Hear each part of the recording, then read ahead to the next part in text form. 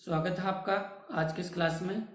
मैं डॉक्टर श्रवण सैनी, सहायक आचार्य, राजकीय महाविद्यालय नौलगढ़। आज की क्लास में अपन पढ़ेंगे वेस्टर्न पॉलिटिकल थॉट के महत्वपूर्ण विचारक मैकियावेली का एक टॉपिक है मैकियावेली अपने युग का शिशु।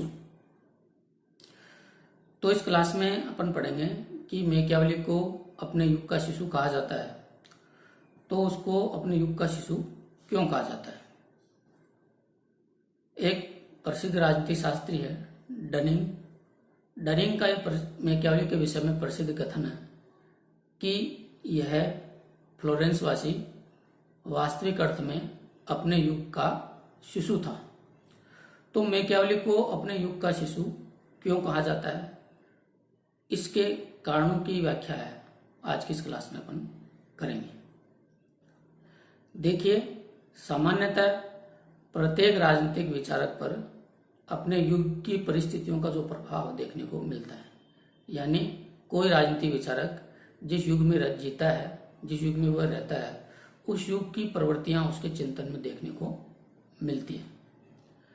लेकिन मैकियावेली के राजनीतिक चिंतन पर उसके युग की सभी प्रवृत्तियां स्पष्ट तौर पर देखने को मिलती हैं और उसने अपने समय की सभी सामाजिक, आर्थिक, राजनीतिक और धार्मिक प्रवृत्तियों को, परिवर्तनों को उसने समझा, उनको देखा, महसूस किया और उन सभी प्रवृत्तियों को उसने अपने चिंतन के माध्यम से व्यक्त किया।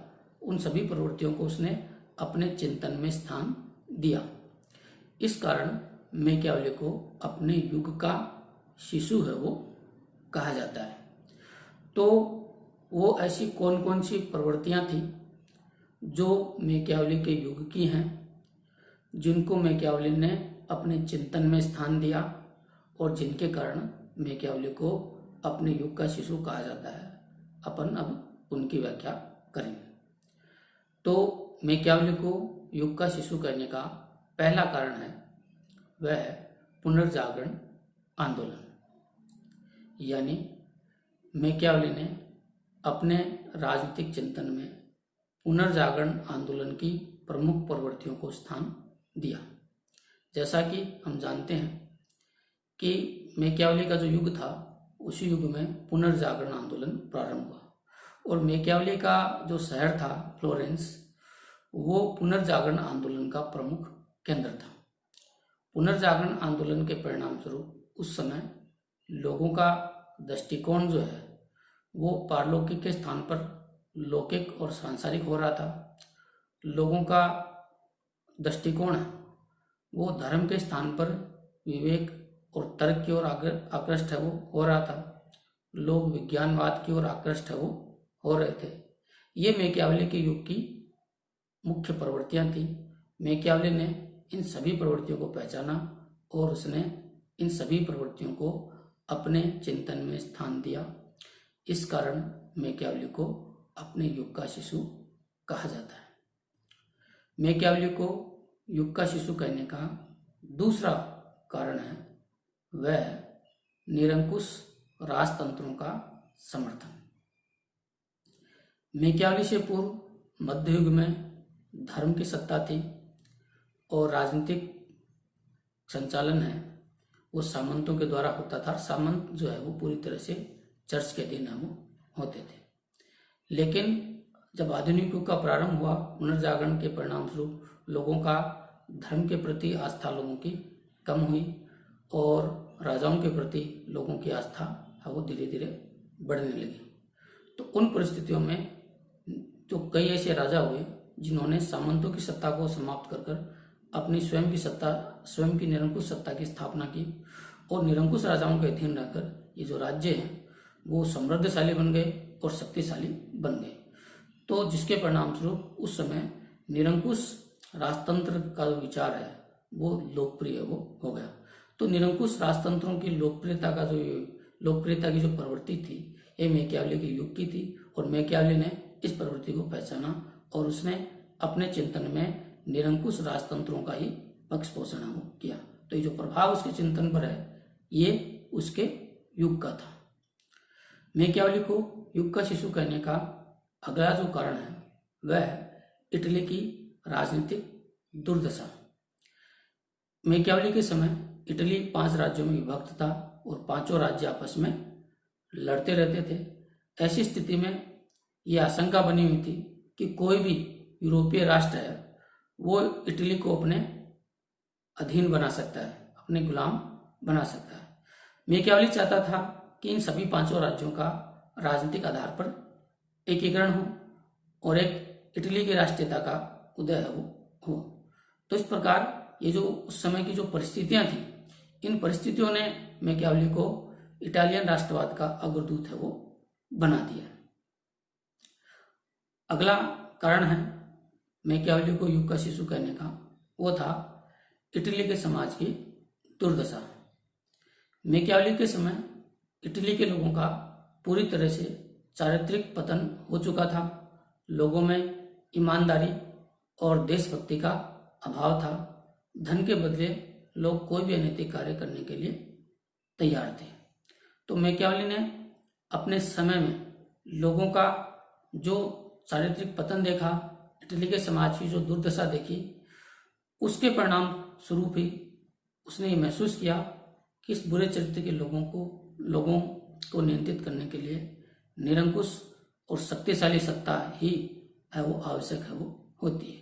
तो लोगों के इस तरह के चरित्र ने ही मैकियावेली को शक्ति का पुजारी बना दिया और उसने ये प्रतिपादित कर दिया कि ऐसे लोगों को नियंत्रित करने के लिए एक शक्तिशाली और एक क्रूर शासक आवश्यक है जो बल प्रयोग के द्वारा ऐसे लोगों को भयभीत कर सके, क्योंकि ऐसे लोगों को नियंत्रित करने के लिए आतंक और भय का निर्माण करना आवश्यक है।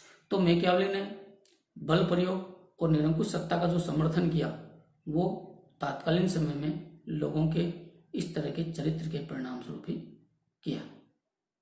मैकियावेली को युग का शिशु मानने का अगला कारण है राजनीति से धर्म और नैतिकता का पृथक्करण। मैकियावेली से पूर्व का जो युग था वो मध्य युग था और मध्य युग में संपूर्ण समाज और राज्य पर धर्म का अत्यधिक प्रभाव था।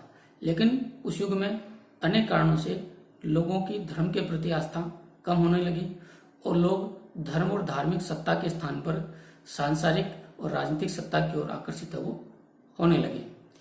और ये जो नई प्रवृत्ति हो रही थी ये मैकियावेली के युग की थी और मैकियावेली ने इस प्रवृत्ति को पहचाना, महसूस किया और उसने अपने चिंतन में इस प्रवृत्ति को स्थान दिया और उसने अपने राजनीतिक चिंतन में जो है इस बात का प्रतिपादन किया कि राजनीति में धर्म और नैतिकता का कोई स्थान नहीं होना चाहिए।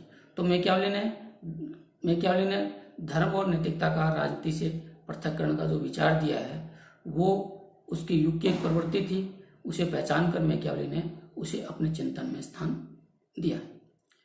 मैकियावेली को युग का शिशु मानने का जो अगला कारण है वह है उसकी मानव स्वभाव की धारणा। मैकियावेली के मानव स्वभाव की धारणा मैं अपने पूर्व के वीडियो में आपको बता चुका हूँ और मैकियावेली ने अपने मानव स्वभाव की धारणा में बताया कि मनुष्य अपने स्वभाव से कोई अच्छा प्राणी नहीं है, वह बहुत बुरा प्राणी है, घोर स्वार्थी होता है और उसके प्रत्येक कार्य के पीछे उसका स्वार्थ उत्तरदायी होता है। वो एक नंबर का पाखंडी और दुष्ट है वो होता है।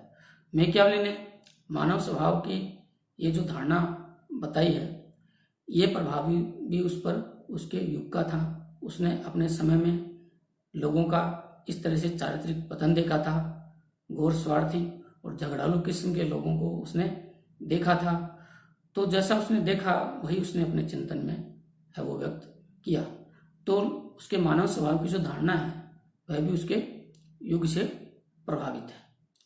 मैकियावेली को युग का शिशु मानने का एक आखिरी कारण है वह है उसकी राष्ट्रीयता की धारणा। राष्ट्रीयता की धारणा एक आधुनिक धारणा है, लेकिन पहली बार मैकियावेली ने अपने राजनीतिक चिंतन में जो है वो राष्ट्रवाद का समर्थन है वो किया।